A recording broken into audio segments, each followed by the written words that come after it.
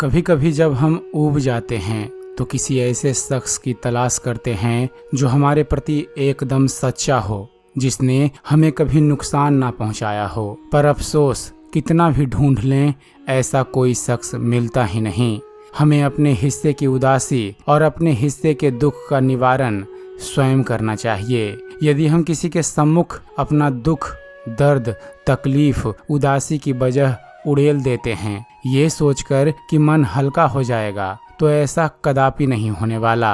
अपितु आप अधिकतम गहरे दुख का भागीदार बन जाते हैं। किसी के सामने दुख बांट लेने से दुख आधा हो जाता है। ये बस कागजी बातें हैं। सोचने की बात है, 3500 फेसबुक दोस्त और 25 व्हाट्सएप ग्रुप होने के बाद भी जब उसे हार्ट अटैक हुआ तो आईसीयू के बाहर सिर्फ उसकी पत्नी, माँ बाप और भाई बहन बच्चे खड़े थे, जिनके लिए कभी उसके पास वक्त नहीं होता था। काल्पनिक दुनिया से बाहर निकलिए और अपने परिवार को वक्त दीजिए। आपका परिवार ही आपके बुरे वक्त में आपका साथ देता है। आजकल लगभग सभी जगह लिखा होता है, आप कैमरे की नज़र में हैं। यह पढ़ते ही व्यक्ति होशियार हो जाता है और गलत काम करने से परहेज करता है, जबकि ये इंसान द्वारा बनाया गया एक उपकरण मात्र है। हम हमेशा भूल जाते हैं कि हम हर समय ईश्वर की नज़र में हैं और वहाँ की नज़र न खराब होती है, न बंद होती है, न किसी के नियंत्रण में होती है। यानी बचने का कोई तरीका नहीं है। ध्यान रहे कि आप हमेशा ईश्वर की नज़र में हैं।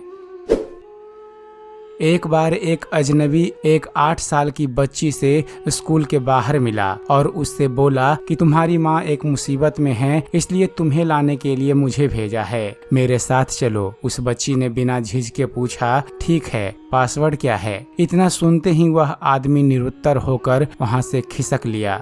दोस्तों, दरअसल माँ बेटी ने एक पासवर्ड तय किया था जो आपातकाल में माँ के द्वारा भेजे गए व्यक्ति को मालूम होता।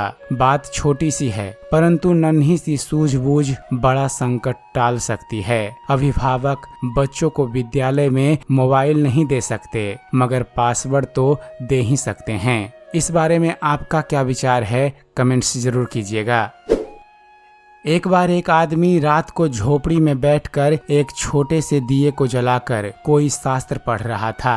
आधी रात बीत गई। जब वह थक गया तो फूंक मारकर उसने दिया बुझा दिया, लेकिन वह यह देखकर हैरान हो गया कि जब तक दिया जल रहा था पूर्णिमा का चांद बाहर खड़ा रहा, लेकिन जैसे ही झोपड़ी में दिया बुझ गया तो चांद की किरणें उस कमरे में फैल गई। वह आदमी बहुत हैरान हुआ यह देखकर कि एक छोटे से दिए ने इतने बड़े चांद को बाहर रोक कर रखा। इसी तरह हमने भी अपने जीवन में अहंकार के बहुत छोटे छोटे दिए जला रखे हैं, जिसके कारण परमात्मा का चांद बाहर ही खड़ा रह जाता है। जब तक आप अपनी वाणी को विश्राम नहीं देंगे तब तक आपका मन शांत नहीं होगा, और जब तक आपका मन शांत नहीं होगा तब तक ईश्वर की उपस्थिति आपको महसूस नहीं होगी।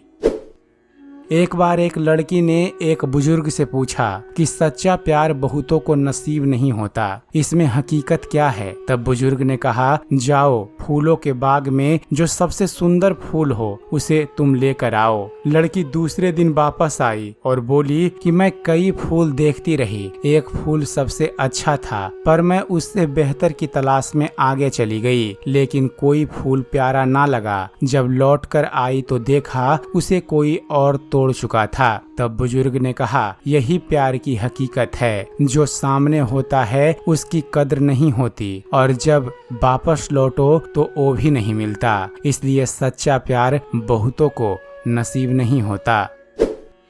एक बार एक 80 वर्षीय बुजुर्ग के हृदय का ऑपरेशन हुआ। बिल आया 8 लाख रुपए। बिल देखने के बाद बुजुर्ग की आंखों में आंसू आ गए। यह देखकर डॉक्टर ने कहा, रोइए मत, मैं इसे कम कर देता हूँ। बुजुर्ग ने कहा, यह बिल तो बहुत कम है, अगर 10 लाख भी होता तो मैं देने में समर्थ हूँ। मेरे आंखों में आंसू तो इसलिए आए हैं कि जिस प्रभु ने 80 वर्ष तक इस दिल को संभाला, उसने कभी कोई बिल नहीं भेजा। आपने केवल इसे 3 घंटा संभाला तो इसकी फीस 8 लाख रुपए हो गई। उस बुजुर्ग ने मन ही मन में कहा, वाह रे मेरे प्रभु, आप कितना ध्यान रखते हैं हमारा।